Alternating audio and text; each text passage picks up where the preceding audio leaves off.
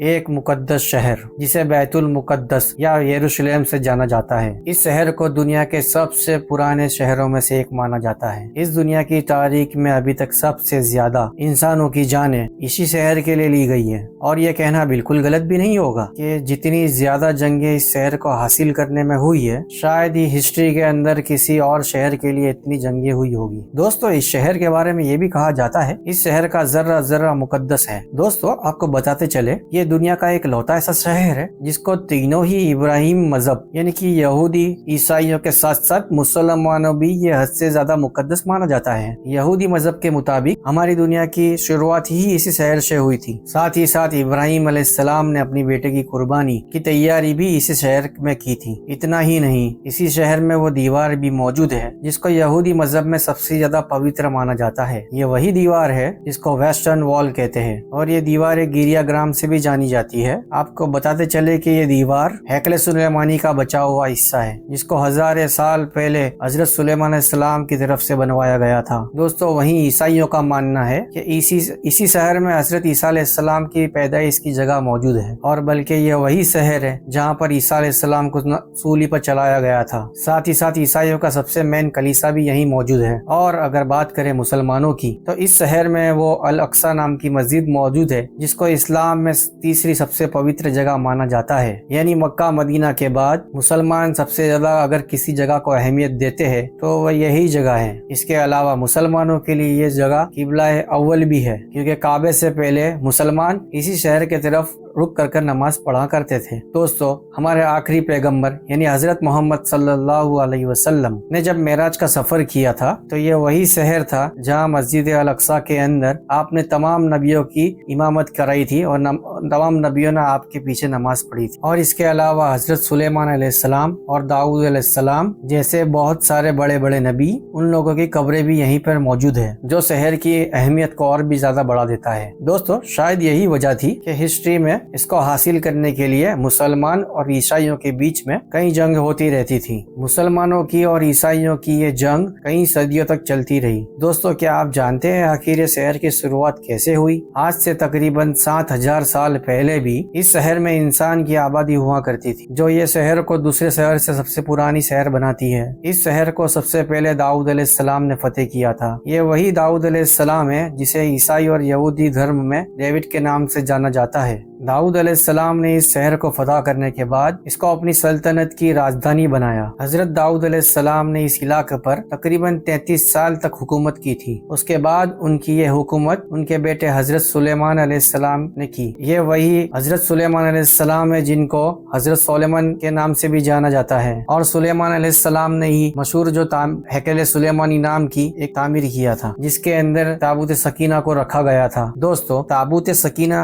حد سے زیادہ خاص ہوا کرتا تھا، اور اس صندوق کے اندر پرانے زمانے کے گزرے ہوئے نبیوں کے تبورات رکھے گئے تھے۔ دوستو، حضرت سلیمان علیہ السلام کے چلے جانے کے بعد اس شہر میں بہت سارے اتار چڑھاؤ آتے رہتے ہیں۔ اس کے بعد 598 BC میں یعنی کہ حضرت عیسیٰ علیہ السلام کے بھی تقریباً 600 سال پہلے بابل کے بخت نصر ظالم بادشاہ نے ان لوگوں پر حملہ کر دیا، اور یروشلم پر حملہ کرنے والے بخت نصر نے نہ صرف اس کے اوپر حملہ کیا، اس شہر کو پوری طرح سے برباد کر دیا، اور ہزاروں بنی اسرائیلیوں کو موت کے گھاٹ اتار دیا، اور اس سے زیادہ کئی یہودیوں کو غلام بنا کر بابل لے کر چلا گیا۔ شہر کی اس تباہی میں ہیکل سلیمانی نام کی جو مشہور عمارت تھی وہ بھی پوری طرح برباد ہو چکی تھی، اور اس عمارت کے اندر موجود تابوت سکینہ، وہ مقدس صندوق تو ایسے غائب ہو گیا کہ آج تک اس کا کسی کو پتہ نہیں۔ اس کے بعد دھیرے دھیرے وقت گزرتا گیا، اور پھر کچھ سالوں کے بعد 539 عیسیٰ پورو میں سائرس دی گریٹ نام کے ایک ایرانی اور بہت ہی رحم دل بادشاہ نے اس بابل پہ حملہ کر دیا۔ سائرس دی گریٹ نے نہ کہ صرف بابل کو فتح کیا بلکہ ساتھ ہی ساتھ ان تمام یہودی غلاموں کو بھی آزاد کر دیا، اور ان کو اپنے وطن جانے کی اجازت دے دی تھی۔ یہ لوگ نہ صرف ان کے وطن میں واپس ہوئے، انہوں نے سائرس دی گریٹ کی مدد سے ان کی جو مشہور عمارت تھی اس کو پھر سے بنوا لیا، جس کو ہیکل سلیمانی کے نام سے جانا جاتا تھا۔ اور اس کے بعد وقت نے اپنے آپ کو پھر سے بدل ڈالا، اور 70ویں عیسوی میں اس دور کی سب سے طاقتور سلطنت یعنی کہ رومن سلطنت نے یروشلم پر حملہ کر دیا۔ رومن شہنشاہ یعنی ٹائٹن جب اس شہر میں داخل ہوا تو اس کی تمام فوجوں نے اس شہر میں آگ لگا دی تھی، اور ساتھ ہی ساتھ ہیکل سلیمانی نام کی اس عمارت کو پوری طرح سے से फिर से बर्बाद कर दिया। जैसे जैसे वक्त गुजरता गया वैसे वैसे यहूदियों का रोमन एम्पायर के अंडर में रहना मुश्किल बनता गया। 135 ईस्वी में जब यहूदियों ने रोमन एम्पायर के खिलाफ बगावत करना शुरू की तो रोमी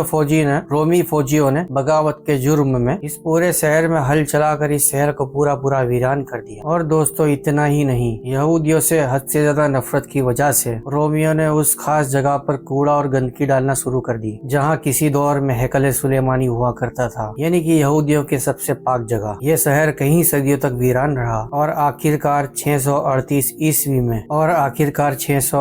ईस्वी में मुसलमानों के दूसरे खलीफा यानी कि हजरत उमर रज़ियल्लाहु अन्हु ने इस शहर को रोमानियों से फतह कर लिया। इसके बाद एक लंबे वक्त तक ये शहर मुसलमानों के हाथ में रहा, मगर शुरू से ही ईसाई फौजें भी इस शहर को हासिल करने की कोशिश कर रही है। लेकिन इसके बाद मुसलमानों की आपसी अंदरूनी लड़ाइयों की वजह से मुसलमानों की खिलाफत यानी कि खिलाफत अब्बासिया कमजोरी पड़ गई। तो 1099 ईस्वी में ईसाई फौज यरूशलेम को एक बार फिर हासिल करने में कामयाब हो गई। मगर अभी यरूशलेम को ईसाइयों के कंट्रोल में चंद साल ही हुए थे, तभी एक नया नाम उभर कर आया और ये नाम था सलाहुद्दीन अय्यूबी का। वही सलाहुद्दीन अय्यूबी जिसने बचपन से कसम खा रखी थी कि वो हर हाल में ईसाइयों के से इस शहर को वापस हासिल कर रहेगा इंशाअल्लाह। और यही वजह है कि सलाहुद्दीन अय्यूबी ने शुरुआत से ही इस शहर को हासिल करने की कोशिश शुरू कर दी थी और आखिरकार 1187 में यानी 100 साल पहले ही मुसलमानों के कब्जे में आ गया ये शहर, यानी सलाहुद्दीन अय्यूबी ने इस शहर को फतह कर लिया। इसके बाद भी इस शहर को हासिल करने के लिए ईसाई और मुसलमानों के बीच में कई लड़ाइयाँ हुई, मगर लाख कोशिशों के बाद भी 1517 में सल्तनत उस्मानिया के सुल्तान, ताकतवर सुल्तानों में से एक सुल्तान सलीम अव्वल ने फतेह कर अपनी सल्तनत में मिला लिया। 1517 से लेकर 1917 तक ये शहर सल्तनत उस्मानिया का हिस्सा रहा। इस दौर में सल्तनत उस्मानिया ने इस शहर को पूरा बदल दिया था। सल्तनत उस्मानिया के दौर में ही यहूदियों ने इस शहर में आकर अपनी अपनी सल्तनतें बनानी चाहिए, लेकिन सल्तनत उस्मानिया के आखिरी सुल्तान अब्दुल हमीद सानी इनकी कोशिशों को अच्छी तरह से जानते थे, इसीलिए उनके दौर में यहूदियों की सारी कोशिशें नाकाम रही और फिर अब्दुल हमीद सानी के बाद सल्तनत उस्मानिया बहुत कमजोर पड़ गई और 1917 में ब्रिटिश साम्राज्य ने सल्तनत उस्मानिया पे कब्जा कर लिया, जिसके बाद बहुत वक्त तक ये इलाका ब्रिटिश एम्पायर के अंडर में रहा। और यही वो दौर था जिसमें यहूदियों को जगह जगह से बुलाकर फलस्तीन में जमा कर रहे थे। इसके बाद सबसे पहले 1947 में यूनाइटेड नेशन ने वो मंजूरी दे दी जिसमें यह आधा यहूदियों को दिया जाना था और आधा फलस्तीनियों को, और जिसके बाद 1948 में इजराइल देश का भी ऐलान कर दिया गया और इस ऐलान के बाद फलस्तीन के साथ साथ यरूशलेम को भी 2 टुकड़ों में बांट दिया गया। तो दोस्तों ये थी बैतुल मुकद्दस यानी यरूशलेम की पूरी कहानी। उम्मीद करता हूँ आपको ये वीडियो पसंद आई होगी। ये मेरा नया चैनल है तो प्लीज आपसे सब्सक्राइब करने की गुजारिश है और मेरी वीडियो में बहुत सारी कमी है, उसके लिए मैं माजरत चाहता हूँ। अपनी दुआओं में खास याद रखना।